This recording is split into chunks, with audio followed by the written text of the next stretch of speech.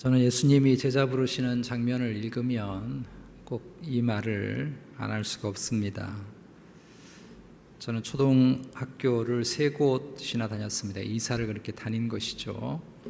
그것도 다 도가 다 다른 곳에 다녔기 때문에 안정적으로 공부하기가 쉽지 않았습니다. 전라도에서 1학년, 2학년 다녔고, 서울 영등포에서 3학년, 4학년을 다녔고, 인천 부평에서 5학년, 6학년을 다녔습니다. 가는 곳마다 말이 다르고 공부하는 내용과 방식이 다르니 적응이 잘 될 리가 만무였죠. 그렇게 5학년 때 인천으로 이사를 와서 학기를 시작했는데, 당시 국민학교 다녀본 분은 아시겠습니다만 한 반에 보통 아이들이 60명이 다 넘습니다. 그렇게 많은 아이들이 있었던 때였는데, 이제 막 이사 와서 또 새로운 환경에 학교를 다니니 친구도 한 명 없고, 며칠 동안 말 붙일 친구도 없이 그렇게 있었을 때였고, 아직도 제 말에는 전라도 사투리가 남아 있어서 쉽게 친구들하고 대화하기가 어려웠던 그런 때였습니다. 그렇게 학기가 시작되고 3일쯤 지났을 때 아직도 친구 한 명도 사귀지 못했고 얌전히 앉아 있었던 그런 때였는데, 담임선생님이 아침 조회 시간에 들어오시더니 대뜸 저의 이름을 부르는 것입니다. 저는 처음에 우리 반에 내 이름이랑 똑같은 친구가 있나 이렇게 생각을 했습니다. 이제 전학 와서 적응이 안 되고 있는 어리버리한 친구의 저의 이름을 선생님이 알 리가 없다고 생각을 했죠. 그런데 선생님이 또 한 번 크게 저의 이름을 부르시는 것입니다. 대답을 하는데 가슴이 막 뛰었습니다. 선생님이 올 때 출석부를 깜빡 잊고 왔는데, 너 가서 교무실에 가서 내 책상이 어디 있는가 물어보고 책상 위에 있는 출석부를 가져오라고 시키는 것이었습니다. 모든 학생이 다 저를 쳐다봤습니다. 제가 일어나서 답을 하니까요. 당연히 우리 반에는 반장도 있었고 부반장도 있었는데, 이제 한 3일밖에 안 된 아무도 저를 알지 못하는 저의 이름을 선생님이 불러주신 것입니다. 교무실로 갔다 오는 저의 심장이 콩닥콩닥 뛰고 계단을 2개, 3개씩 한꺼번에 달려가면서 그렇게 출석부를 가져온 기억이 너무 생생합니다. 그 후로부터 제가 어떤 마음으로 학교 생활을 했을지 여러분 짐작하실 것이라고 생각합니다. 그 아침에 선생님이 저의 이름을 불러주는 순간부터 저는 다른 학교 학생이 될 만큼 그렇게 새롭게 학교 생활을 시작을 했습니다. 오늘 말씀은 주님이 처음 제자를 부르시는 장면입니다. 나를 따라오라고 말씀하신 이 주님의 말씀처럼 가슴 뛰고 가슴 설레게 하는 말씀이 어디에 있겠습니까? 세상의 많은 사람들 중에 주님이 나를 콕 집어서 부르신 것처럼 영광스러운 일이 어디 있으며, 이 주님의 부르심처럼 가슴 설레는 일이 어디에 있겠습니까? 먼저 염두에 둘 것은 우리 모두가 넓은 의미에서 예수 그리스도의 제자라고 하는 것입니다. 우리가 예수를 믿고 산다는 것은 주님이 걸어가신 그 길과 방식에 따라 살아간다고 하는 것을 의미하는 것입니다. 그래서 모든 그리스도인은 내가 예수를 나의 구주로 믿고 섬기는 그 순간부터 예수 그리스도의 제자이고, 오늘 주님이 제자들에게 나를 따라오라고 말씀하신 이 부르심을 함께 받은 사람이라고 하는 것을 우리는 잊어서 안 될 것입니다. 그러므로 오늘 주님이 제자를 부르시는 장면에서 우리를 동일하게 부르시는 주님의 음성을 우리 모두가 듣게 되기를 원합니다. 가장 먼저 주님이 우리를 제자로 부르신 부름은 한순간의 사건임과 동시에 평생의 부르심이라는 사실을 잊어서는 안 됩니다. 한순간의 사건임과 동시에 평생의 부르심입니다. 마가는 오늘 이 장면을 기록하면서 많은 부분을 생략했습니다. 그래서 중간에 생략된 부분을 살펴보지 않고서는 오늘 이 말씀의 분위기를 읽을 수가 없습니다.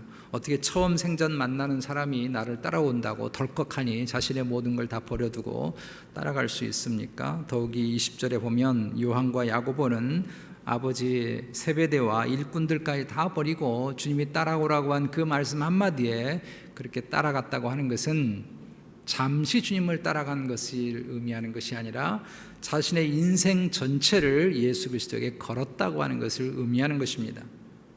그런데 어떻게 인생 전체가 걸린 이 중대한 결단을 이렇게 쉽게 처음 만난 사람에게 할 수 있단 말입니까? 그러므로 오늘 말씀 16절은 15절 사이에 많은 이야기들이 생략되어 있다고 하는 것을 짐작하게 합니다.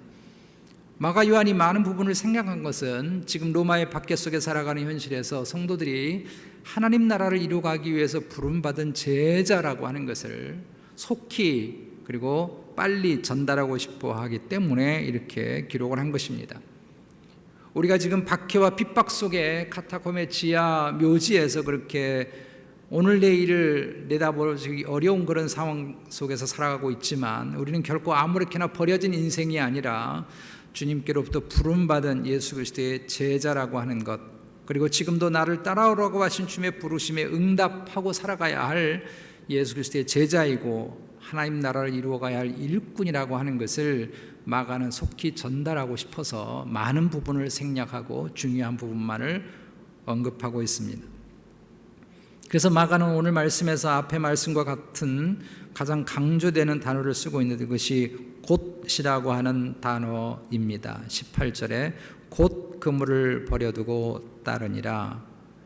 또 20절 말씀에도 곧 부르시니 그렇게 말씀하고 있습니다. 우리도 곧 주님의 부르심에 응답해야 한다고 하는 긴급성을 마가 요한은 전달하고 싶어서 이 주님이 제자를 부르시는 많은 내용들을 다 생략하고 중요한 부분만을 언급하고 있습니다. 그러므로 우리는 오늘 말씀을 현실감 있게 그려보기 위해서 다른 복음서를 통해서 생략된 이야기를 살펴보아야 합니다. 베드로의 형제 안드레와 그리고 세베대의 아들들인 요한과 야고보가 처음으로 예수님을 만난 것은 요한복음 1장에 기록이 되어 있습니다. 사실은 안드레와 요한은 원래 세례 요한의 제자였습니다. 그런데 주님께서 세례를 받으시려고 왔을 때 세례 요한이 예수님을 바라보고 보라 하나님의 어린 양이라고 증언하는 것을 듣고 그 날로부터 안드레하고 요한이 예수님을 따라가기 시작을 했습니다. 그리고 안드레와 요한은 그날 하루 예수님과 함께 지내는 동안에 예수님이 구약에서 약속해 주셨던 메시아라고 하는 것을 확신하게 됐고, 그리고 그날에 자신들의 형제인 베드로와 야고보를 주님께 인도하게 된 것입니다.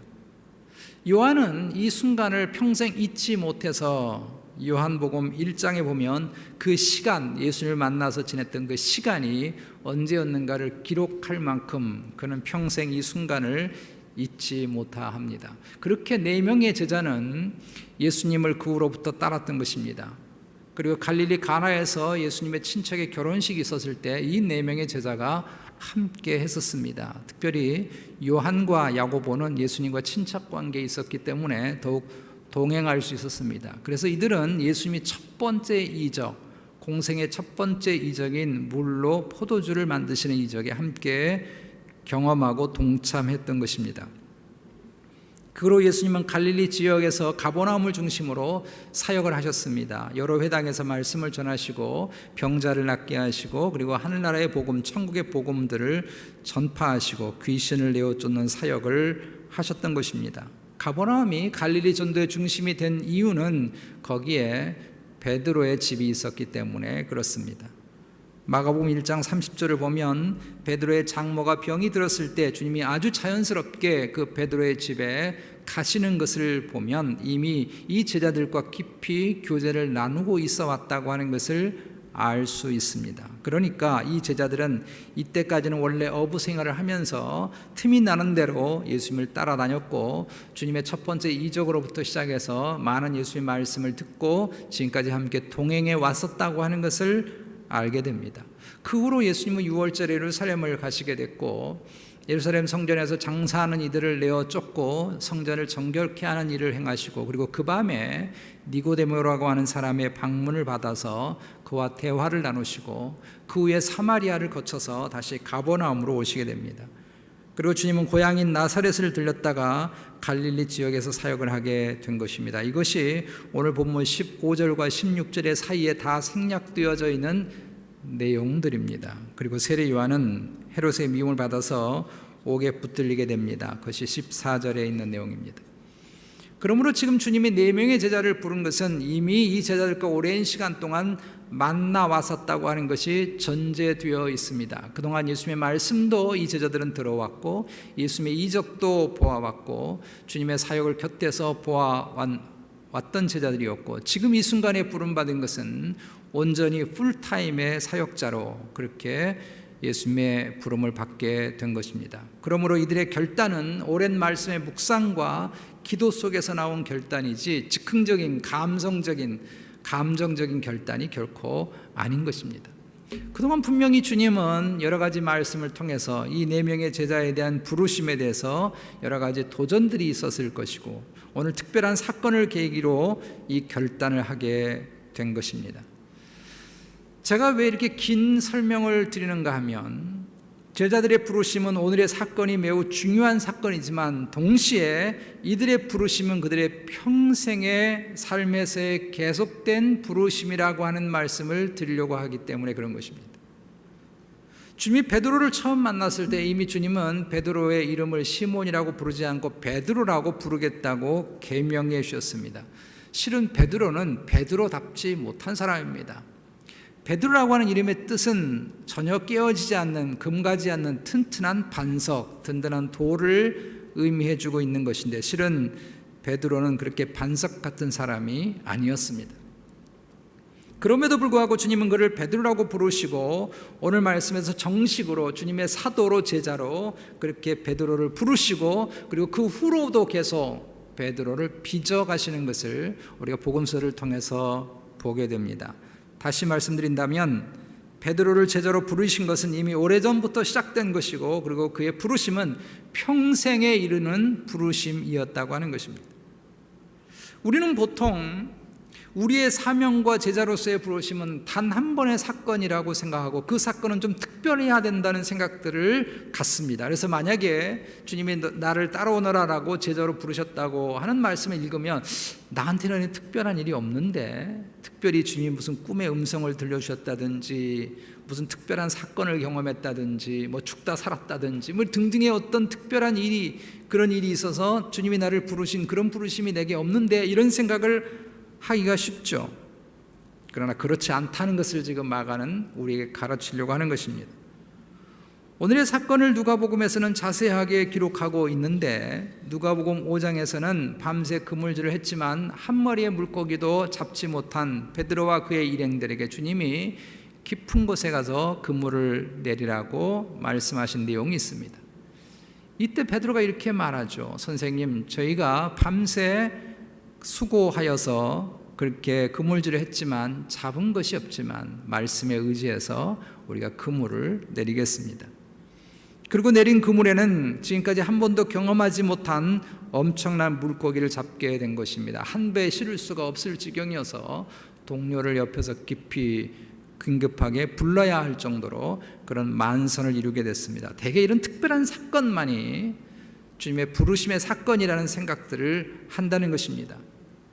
그러나 오늘 마가 요한은 이런 특별한 사건을 다 생략해버렸습니다. 다 생략해버렸어요. 마가 요한이 이런 사건의 내용을 자세히 몰라서 그런 것인가? 아니요, 천만이 그렇지 않습니다. 마가복음의 또 다른 별명이 베드로복음입니다. 왜냐하면 마가는 베드로의 사역에서 가장 가까이에서 동역했던 사람이기 때문에 베드로의 마음을 너무나 잘 아는 사람입니다. 그러니 당연히 마가는 베드로와 다른 제자들이 어떻게 부름받았다고 하는 것을 너무 상세하게 알고 있었을 것입니다. 그런데 마가 요한은 이런 모든 내용을 다 생략하고 있습니다.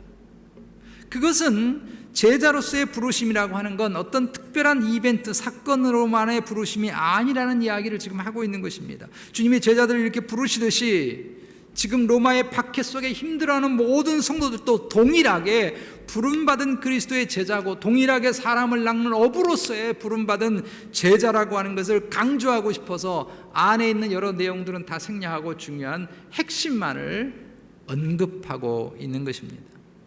우리의 부르심 역시 마찬가지입니다. 주님이 우리를 제자로, 사명자로, 사역자로 부르신다고 하는 것은 한순간의 부르심임과 동시에 우리의 평생의 부르심입니다. 그러므로 오늘 주님이 제자들에게 나를 따라오라고 말씀하신 것은 이건 뭐 내가 언젠가 들었어야 할 부름이다, 이게 아니고요. 우리가 정말 주님 앞에 부름받는, 불려지는 그 순간까지, 우리 마지막 순간까지 늘 들어야 할, 우리가 늘 붙들어야 할 주님의 부르심의 말씀인 줄로 믿습니다. 제가 잠시 사역을 중단하고 좀 쉬었던 적이 있었는데, 그때 읽었던 책 중에서 정말 감명 깊게 읽었던 책이 한 권 있습니다. 정용섭 목사님이 쓰신 목사 공부라고 하는 책을 그때 읽었는데, 정말 제가 잠시 쉬면서 정말 알차게 마음의 생각을 정리할 수 있었던 그런 책이기도 합니다. 목사라고 하는 부르심은 신학교를 졸업해서 목사 안수를 받는 것으로 그 부르심이 끝난 것이다. 그래서 나는 이미 목사야, 안수 받았으니까 나는 그렇게 부르심 받았어 라고 생각하는 건 그건 잘못된 생각이라고 하는 것을 지적하면서, 목사의 부르심은 평생 연구하고 자신을 수련해가는 긴 순례의 길을 가는 부르심이다 라고 정의했습니다. 저는 100% 공감합니다. 그런 점에서 저는 목사 안수를 받았지만 저는 여전히 목사가 되기 위한 부르심에 매일 응답하며 살아가야 할 사람이라는 것이죠. 오늘 제자들의 부르심은 한순간에 이루어진 사건이 아닙니다. 이미 주님과 오랜 시간을 함께 있었던 과정 속에서 오늘의 부르심이 있었던 것이고, 동시에 이들의 부르심은 평생을 이 부르심의 말씀을 들으면서 다시 일어서고 다시 일어서는 평생의 부르심이라고 하는 것입니다. 오늘 주님이 제자들을 부르신 이 음성이 지금 우리에게 들려지게 되기를 축복합니다. 우리 평생에 주님이 나를 따라오너라 라고 하신 이 말씀에 우리가 응답하는 삶을 살게 되기를 축복합니다. 우리가 이 짧은 한평생을 살아가면서 주님이 나를 따라오너라고 부르시는 이 부르심에 응답하는 것이야말로 정말 가치 있고 의미 있는 일이 이 세상에 어디에 있겠습니까? 이 주님의 부르심 앞에 사무엘이 부름받았을 때 주여 말씀하옵소서 주의 종이 듣겠나이다. 이사야가 부름받았을 때 제가 여기 있습니다, 저를 사용해 주십시오, 저를 써주십시오 라고 반응했듯이, 오늘 제자들처럼 모든 것을 버리고 주님의 말씀을 따랐듯이, 그렇게 우리가 주님의 부르심에 매일매일 매순간 매순간을 응답하면서 살아갈 수 있는 저와 여러분의 삶이 되시기를 주의 이름으로 축복합니다. 두 번째로, 주님의 부르심의 목적은 사람을 낚는 일에 있다는 것입니다. 사람을 낚는 일에 있습니다. 사람을 낚는다고 하는 것은 사람의 영혼을 그리스도 앞에 인도하고 사람을 살려내는 일이라고 하는 것입니다.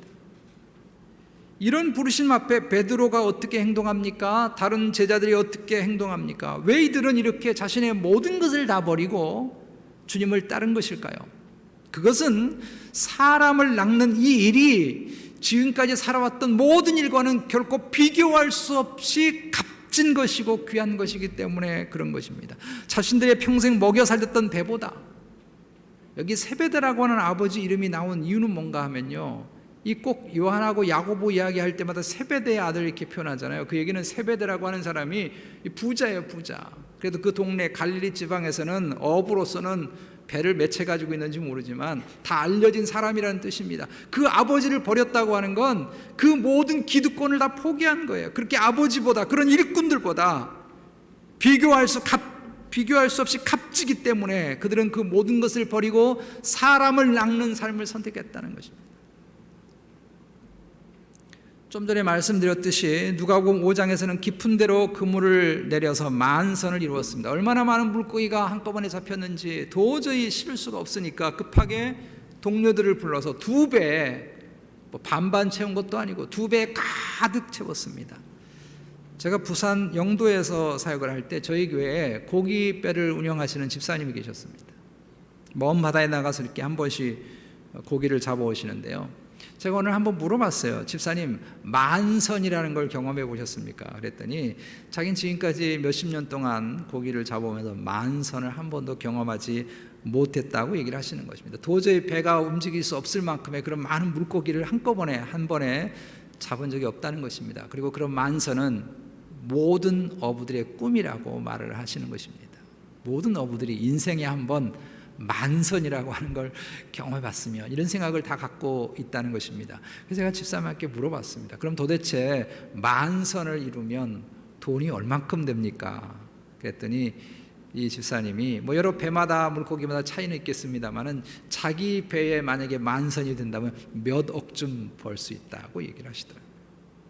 지금 베드로가 여러분 대박이 터진 것입니다. 한 배도 아니고 2배의 10,000선을 이루었습니다. 돈 얼마나 많이 벌었을까 상상이 여러분 되시죠? 어부들의 평생 소원을 이룬 것입니다. 그럼 어떻게 해야 되겠습니까? 당연히 예수님 붙들어야 되겠죠. 주님, 제가 주님을 지금부터 모시겠습니다. 앞으로 어디에 그물을 내릴지 주님이 가르쳐 주시면 우린 가서 그물을 내리고 우리 반반 할까요? 50%씩 한번 나눠 가질까요? 이런 제안하고 싶지 않았겠어요? 제가 거제도에서 사역할 때 우리 교육자들과 함께 바다 낚시를 간 적이 있습니다. 배를 타고 낚시를 가는데 그 배에 어군 탐지기라고 하는 것이 있더라고요. 어떤 물고기가 지금 어떻게 흘러가고 있다고 하는 것이 거기에 이렇게 잡히는 것입니다. 그래 그분이 배를 이렇게 움직이더니 한 곳에 배를 고정을 하고는 여기에 낚싯줄을 내리는데 뭐 큰 거 할 것도 없습니다. 줄만 내리면 됩니다 그러더라고요. 정말 줄만 내렸는데 막 2-3마리씩 올라오는 것입니다. 여러분 예수님이야말로 최고의 어군 탐지기 아니십니까? 물고기 있는지 빠삭하게 다 아시는데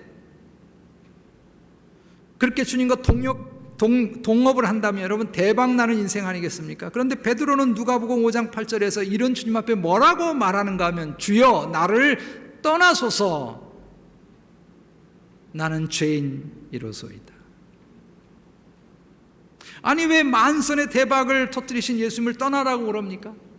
그리고 오늘 말씀 보시기 바랍니다. 베드로와 안드레 그리고 야고보 요한이 이 10,000선의 물고기 이 평생 이루고 싶어하는 어부라고 한다면 꼭 이루고 싶어하는 이 꿈을 이룬 이 10,000선의 물고기를 다 뒤로 하고 그 배를 다 뒤로 하고 그것도 깊이 생각할 것도 없이 즉시 곧 떠났다고 말씀하고 있습니다. 왜 그런 것입니까? 그것이 주님의 말씀 때문입니다. 사람을 낚는이라고 하는 말씀 때문에 그런 것입니다. 사람을 낚는 우리의 인생의 삶에서 한 번에 수십만 달러를 버는 대박이 나는 것보다 어부로서 평생의 소원인 10,000선을 이루는 것보다 결코 비교할 수 없는 너무 소중하고 가치 있는 일이 있다면 그것은 사람의 영혼을 살리는 일인 줄로 믿습니다. 그래서 다 버리고 모든 어부들의 꿈을 이룬 모든 것들을 다 버리고 다 포기하고 주님을 따라 나선 것입니다. 우리 어떤 인생을 살든지 직장 생활을 하든 사업을 하든 주부로 살아가든 목사가 됐든 선교사가 됐든지 어떤 일을 하든지 간에 이 땅에 살아가는 동안에 우리는 모두 사람을 낚는 업으로 부름받은 줄로 믿습니다. 우리가 뭘 하든지 간에 우리의 사랑의 헌신, 우리의 물질의 헌신, 우리의 봉사하는 그런 헌신을 통해서 우리는 사람을 살리는 일을 위해서 우리가 부름받은 줄로 믿습니다. 이 일 때문에 주님이 우리를 구원해 주시고 이 일 때문에 주님이 우리를 위해서 십자가를 져주시고 이 일 때문에 열린 교회가 여기 있는 줄로 믿습니다. 우리 모두 짧은 인생을 이 땅을 살면서 나를 통해서 나의 헌신과 사랑과 나의 기도와 나의 눈물과 나의 어떤 것들을 통해서 누군가가 예수 그리스도를 만나고 누군가가 삶의 소망을 얻고 누군가가 절망하는 인생이 다시 일어서는 일이 있다고 한다면 베드로와 다른 제자들처럼 모든 걸 다 포기해도요 전혀 아깝지 않다고요. 왜? 세상에 이것보다 더 귀한 것이 없기 때문이고 주님이 이것 때문에 생명을 던지시고 십자가를 지었기 때문이고 주님이 이 일 때문에 우리 모두를 자녀 삼아 주셨기 때문인 줄로 믿습니다. 오래전에 일본에서 갓 목사 안수를 받은 나가오라고 하는 젊은 목사님이 계셨습니다. 그런 목사 안수를 받자마자 사방 100km 안에 예수 믿는 사람이 아무도 없는 뭐 일본에 특별히 크리스찬들이 많지 않고 더군다나 이때가 뭐 이제 막 20세기가 시작하는 그런 초반대였기 때문에 아주 오래된 때였으니 그럼 그리스도인들이 많지 않았을 때 사방 100km 안에 예수 믿는 사람이 아무도 없는 북쪽 가네자와 지역에 가서 교회를 개척하기로 했습니다. 그리고 텐트를 치고 개척한 교회에 3년이 지나도록 한 사람도 찾아오지 않았습니다. 아내와 2 어린 자녀와 함께 주일 예배를 매주일 드리고 수요 예배를 매주일 드리면서 동네에 쫓아다니고 노방전도를 하고 사람들을 설득했지만 3년이 지나도록 아무도 텐트의 문을 열고 아무도 오지 않은 것입니다. 아마 다른 사람 같으면 다 버렸겠죠. 포기했겠죠. 하나님 원망했겠죠. 근데 하나님이 뜻이 있어서 나를 여기 보내셨다고 믿고 그렇게 3년을 버텼는데 3년이 지난 어느 수요일에 천막을 열고 한 청년이 들어오는 것입니다. 얼마나 반가운지. 교회 개청한 지 3년 만에 수요일 날 청년 하나가 들어왔어요. 빼쩍 마른 청년 하나가 들어온 것입니다. 예배를 마치고 이 청년이 너무 귀해서 집에 저녁 식사를 함께 초대를 해서 저녁을 먹는데 식사하는 중에 이 청년이 피를 토하는 것입니다. 폐병 환자예요. 순간 나가오 목사님이 하나님이 원망스러워졌습니다. 아니 3년 동안 그렇게 기다려서 처음 방문한 사람이 좀 돈도 있고 괜찮은 사람이 오면 좋은데 폐병 환자, 죽어가는 환자 청년 하나가 왔단 말이에요. 그런 원망하는 마음이 잠깐 들었지만 하나님 보낸 사람이라고 생각하고 이 목사님이 그 청년이 토한 피를 다 손수 닦고 이 청년을 극진히 간호해 주었습니다. 이 청년은 이 나가오 목사님의 헌신적인 사랑에 폐병에서 완치되었습니다. 이 청년이 2차 대전 후에 패망한 일본의 빈민촌에서 평생을 빈민운동하면서 살았던 20세기의 일본의 성자라고 불리우는 가가와 도요히코 목사님입니다. 이 목사님은 중국의 장개석 총통의 아내도 감동을 받아서 이 목사님에게 바이블 스터디를 할 정도로 많은 사람들에게 영향력을 끼쳤습니다. 단 한 사람의 영혼을 위해서 3년을 버텨온 나가오 목사님의 헌신이 헛된 것일까요? 세상의 가치 기준으로 보면 헛된 인생을 살았고 무의미한 인생을 살았다고 얘기할지 모르겠어요. 그러나 그건 헛되지 않다는 것입니다.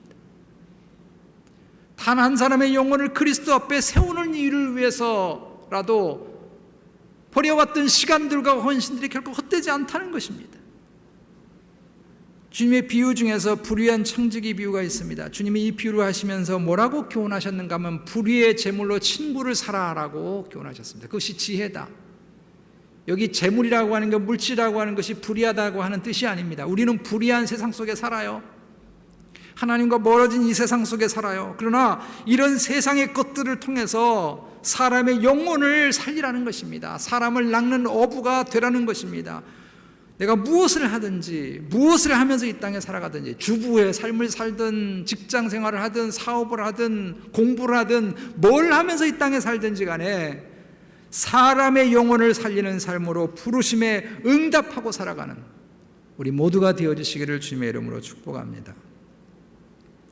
세 번째로는 주님이 우리를 제자로 부르시는 부름은 우리의 삶의 현장에서의 부르심입니다. 현장에서의 부르심입니다. 우리는 오늘 말씀 같은 장면을 읽으면 나하고 상관없다고 생각을 흔히 해요. 이건 목사나 선교사들 얘기지 이런 생각들을 합니다. 그러나 이미 말씀드린 것처럼 우리는 넓은 의미에서 다 예수 그리스도의 제자입니다. 오늘 주님이 이 제자들에게 나를 따라오라고 말씀하신 이 부르심은 우리 모두에게 동일하게 주신 것이란 말이죠. 그런데 우리가 주목해야 할 것은 주님이 베드로를 사람을 낚는 어부라고 부르신 것입니다. 어부라고. 사람을 낚는 전도자 이렇게 부르지 않고요. 사람을 낚는 어부라고 부르신 것입니다. 왜냐하면 베드로가 다른 제자들이 어부니까 그렇게 부르신 거예요. 사람을 낚는 어부. 다르게 표현하면 주님이 그들의 일터에서 그들의 삶의 현장에서 제자로 부르셨다는 것입니다. 그리고 사람을 낚는 전도자라고 말씀하는 것이 아니라고 사람을 낚는 어부라고 말씀한 것입니다. 물론 베드로는 어부 생활을 접었지만 그는 평생의 어부의 심장을 가지고 물고기를 잡았던 그 마음을 가지고 평생을 살았겠죠. 주님이 사람을 낚는 전도자라고 부르지 않고 어부라고 부른 것은 우리가 어떤 일을 하든지 간에 그 삶의 상황에서 우리를 부르신다는 것입니다. 목사만 부름받은 게 아니에요.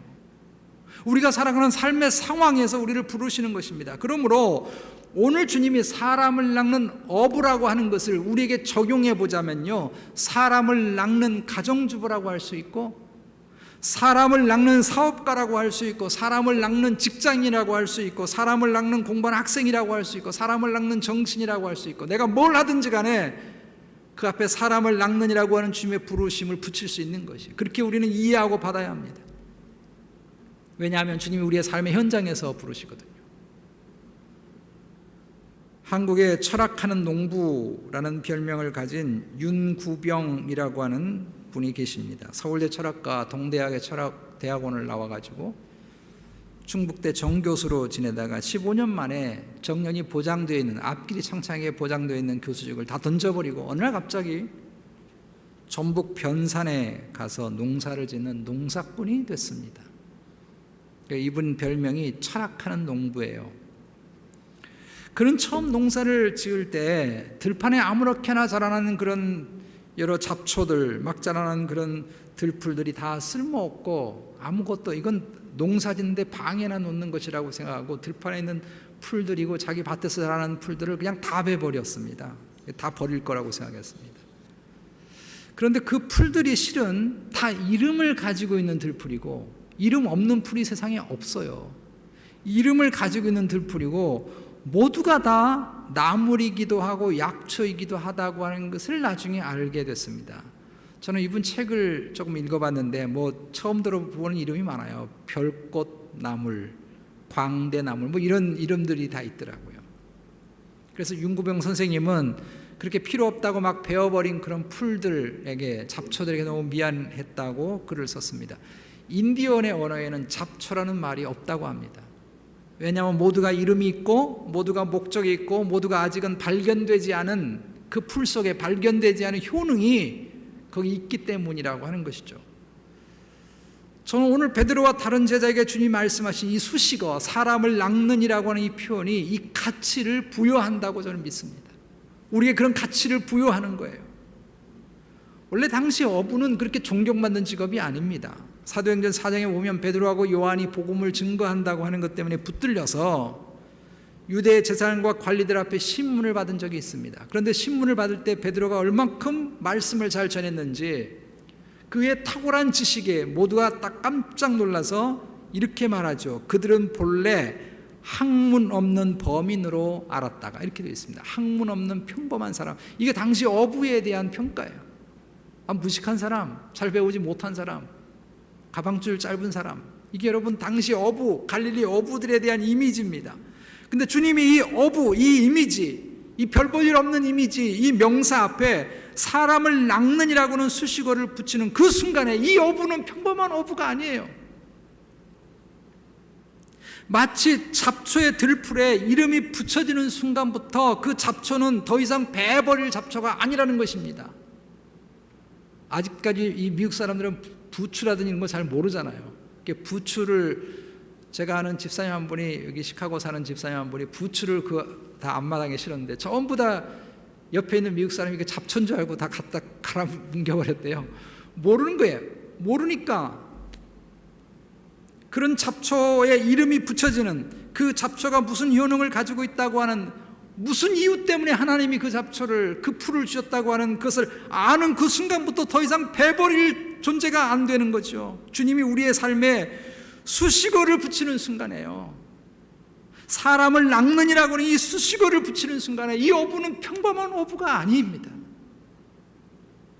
동시에 주님 우리의 삶에도 사람을 낚는이라고 하는 수식어를 붙이는 순간에 우리는 단지 이 땅에서 먹고 마시기 위해서 존재하는 그런 하찮은 존재들이 아니라는 것입니다. 저와 여러분은 그렇게 보내진 게 아니에요.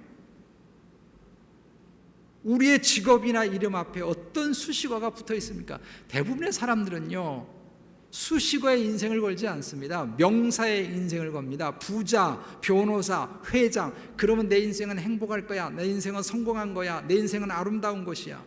근데 사실은 그 앞에 어떤 수식어가 붙어 있는가 하는 것이 더 중요한 것입니다. 성경에는 어리석은 부자가 있잖아요. 자기만 아는 재판관, 하나님을 떠난 왕. 어떻습니까? 왕이, 부자가, 재판관이 대단한 것 같아도 그 앞에 어떤 수식어가 붙어 있는가에 따라 달라지는 것입니다. 사람들은, 세상은 어부라는 명사에 관심을 두지만 주님은 어떤 어부인가에 관심이 많습니다. 오직 자신의 성공만을 위해서, 자기 자신을 위해서 살아가는 어부라고 한다면 거기에 무슨 삶의 가치가 있겠느냐고. 그러나 거기에 사람을 낚는이라고 하는 주님이 붙여주신, 주님이 우리를 불러주신 이 수식어가 붙는 순간에 그 어부는 놀라운 가치를 갖는 것입니다.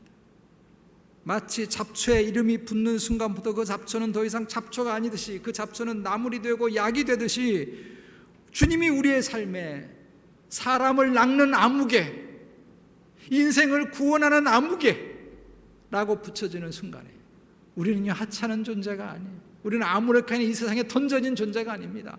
우리는 그저 이 세상에 밥 먹고 살기 위해서 이 땅에 온 존재가 아니라고 하는 것입니다. 우리는 더 이상 잡초가 아니에요.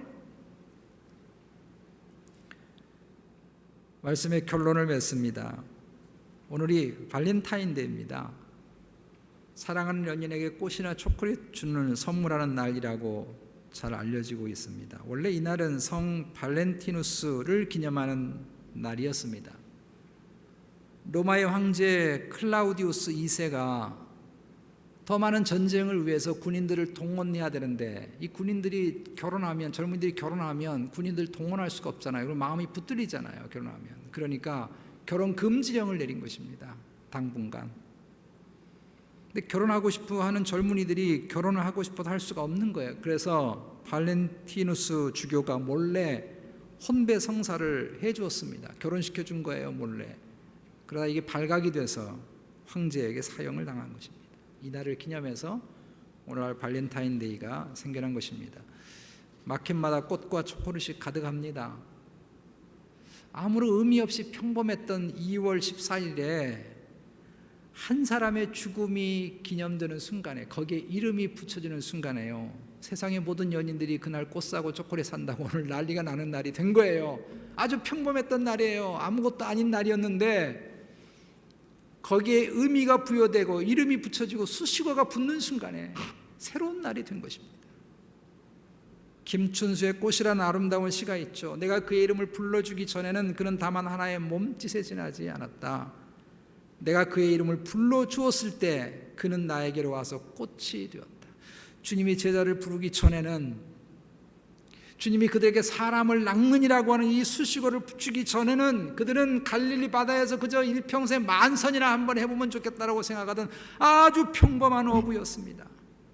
꿈도 없이 소망도 없이 그렇게 이 땅을, 하나님 나라에 대한 꿈도 없이 살아갔던 사람들입니다. 그런데 주님이 그들의 이름을 부르시고 그들에게 사람을 낚는이라고 하는 수식어를 붙이는 그 순간에 그들은 하나님 나라의 아름다운 꽃이 되었습니다.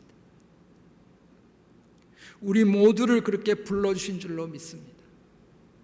나만을 위해서 만선을 기대하고 이 세상의 바다에 그물질을 내리는 삶이 아니라 사람의 영혼을 그리스도 앞에 인도하고 낙심한 영혼들을 다시 살아나게 하고 다른 사람에게 아름다운 영향력을 끼치라고 우리의 갈릴리의 삶의 현장에서 우리를 부르신 줄로 믿습니다.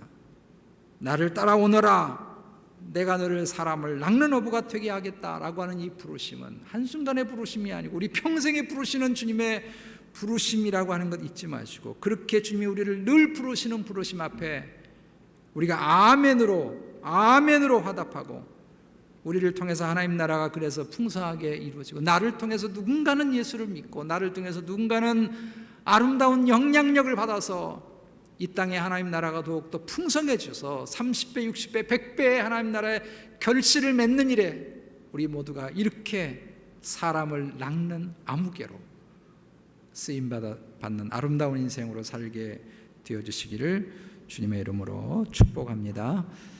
말씀 기억하면서